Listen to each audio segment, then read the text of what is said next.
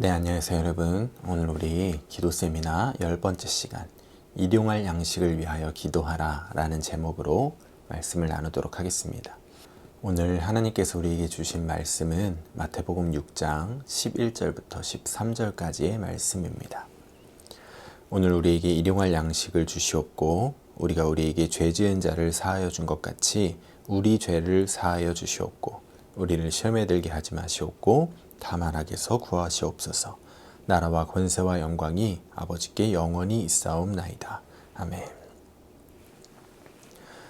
지난 시간에 우리는 우리를 위하여 기도하라 라는 제목으로 말씀을 나누었습니다. 예수님을 믿고 성령을 그 안에 모신 사람들은, 그리스도인들은 개별적인 존재들이 아니고 주 안에서 한 몸이 된 공동체입니다. 이 사실을 우리가 분명하게 믿어야 합니다. 우리는 같은 교회에서 신앙생활하는 사람들, 그런 동료 정도의 사이가 아닙니다.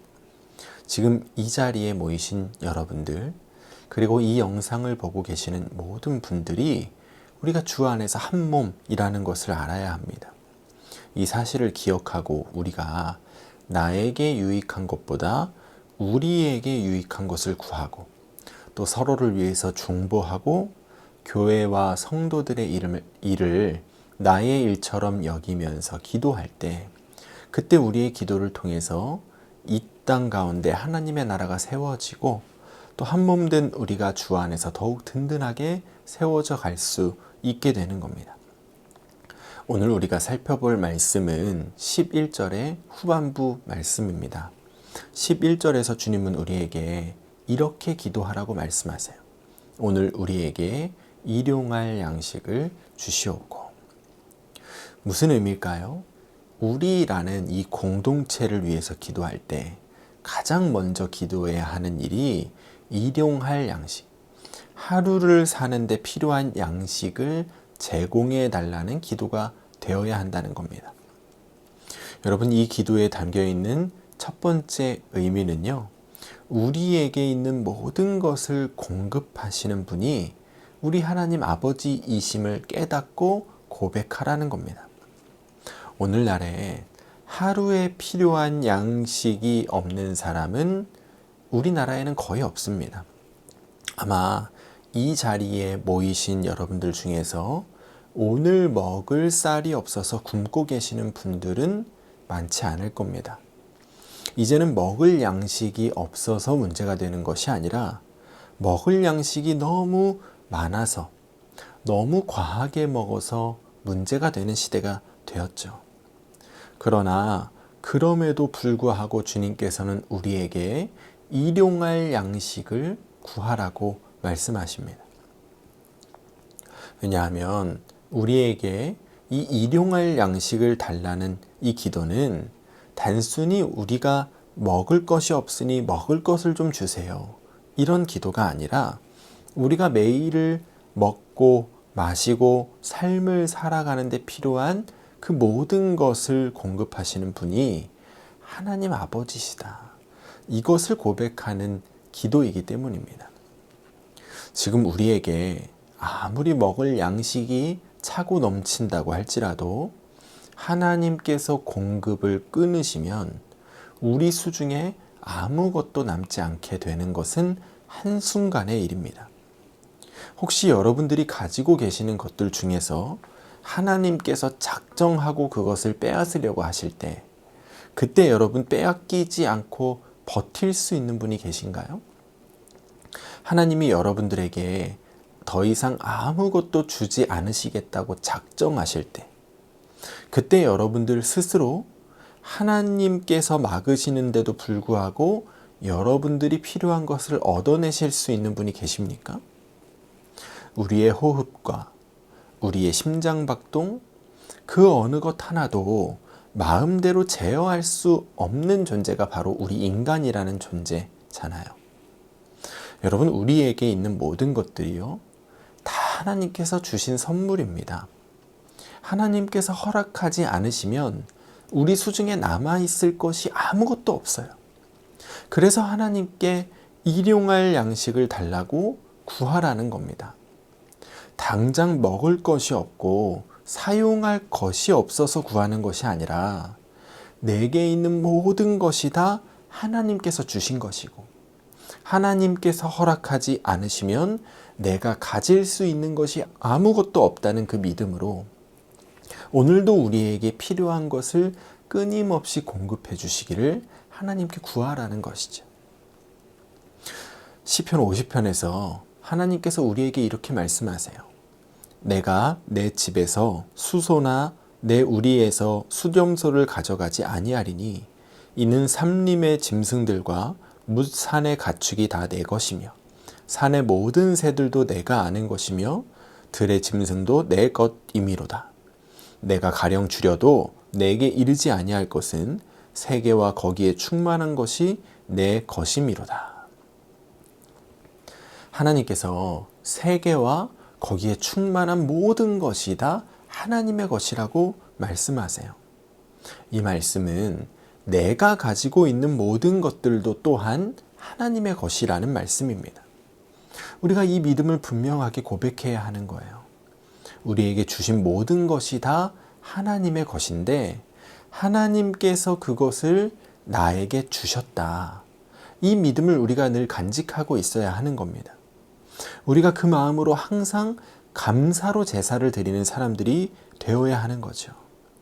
그렇게 우리가 감사로 기도하고 오늘도 그 은혜를 계속해서 부어주시기를 간구할 때 하나님께서 우리의 마음을 받으시고 기뻐하시는 것입니다.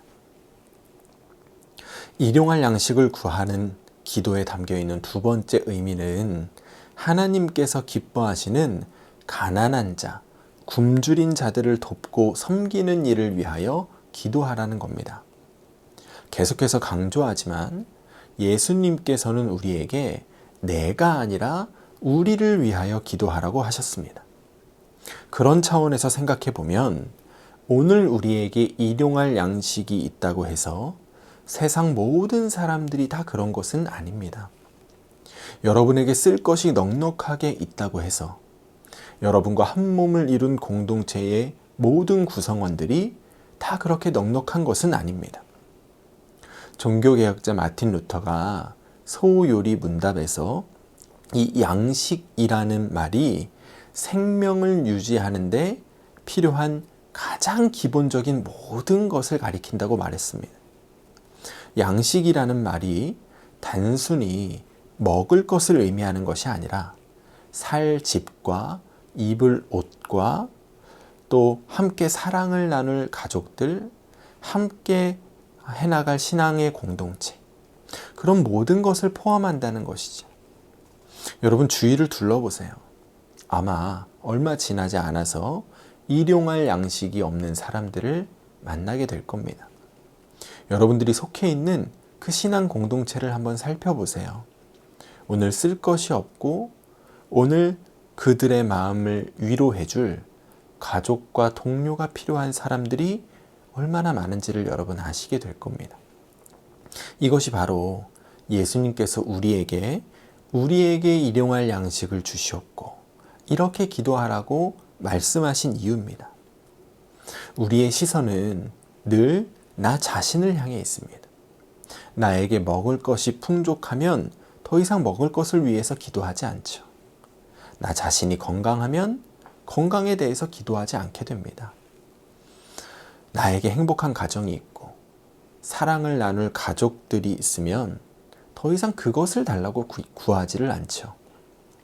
우리는 늘 하나님께 나에게 없는 무엇인가를 달라고 구하고 하나님께 새로운 무엇인가를 얻어내는 일에 혈안이 되어 있습니다. 그러나 주님께서는 우리에게 눈을 돌려서 공동체를 바라보라고 하십니다. 주위를 살펴보라고 말씀하시는 거예요. 주 안에서 한 몸을 이룬 우리 신앙 공동체 안에 또 우리의 주변 사람들 중에 굶주린 자가 없는지, 먹을 것, 입을 것이 부족한 사람이 없는지, 편안하고 안락하게 보낼 처소가 없는 사람, 따뜻하게 품어주고 위로하고 격려해줄 사람이 없는 사람, 그런 사람들이 없는지를 살펴보라고 하시는 겁니다. 자기 자신에게 없는 것을 구하는 데만 힘을 쏟지 말고 우리라는 공동체를 돌아보고 우리라는 공동체의 필요를 위해서 기도하라는 것이지. 하나님께서는 가난하고 굶주린 자들을 돌보는 자들에게 아주 특별한 은혜를 약속하셨습니다. 잠언 19장 17절에 가난한 자를 불쌍히 여기는 것은 여호와께 꾸어드리는 것이니 그의 선행을 그에게 갚아주시리라. 이렇게 기록되어져 있습니다. 시편 41편에는 가난한 자를 보살피는 자에게 복이 있으며 재앙의 날에 여호와께서 그를 건지시리로다.